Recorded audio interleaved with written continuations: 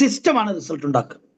റെഗുലറായി, consistent ആയി, repeated ആയിട്ട് എന്ത് പ്രവൃത്തി നടക്കുന്നുവോ that will create massive results, that will create massive changes.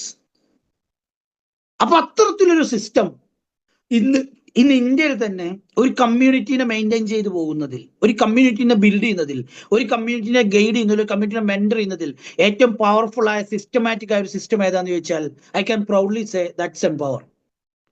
That's empower. Empower അത് അത്രയും സീരിയസ് ആയിട്ട് ചെയ്യുന്നുണ്ട്.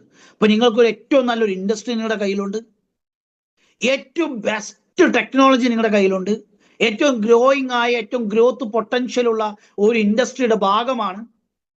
ദെൻ ഏറ്റവും സിസ്റ്റമാറ്റിക് ആയ ഒരു ഓർഗനൈസേഷൻ നിങ്ങളുടെ കയ്യിലുണ്ട്.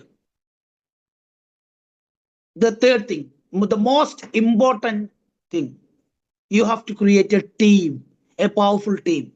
ആ ടീമിനെ ക്രിയേറ്റ് ചെയ്യണമെങ്കിൽ അവിടെ നിങ്ങൾ റെഡി ആവണം. അത് നിങ്ങളുടെ ഡ്യൂട്ടിയാണ്.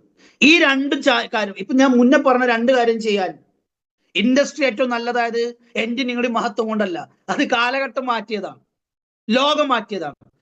ലോകത്ത് വളരെ വിഷനുള്ള, ലോകത്ത് വളരെ കാഴ്ചപ്പാടുള്ള, മുന്നേ സഞ്ചരിച്ച ഒരുപാട് ആളുകൾ ക്രിയേറ്റ് ചെയ്തതാണ്,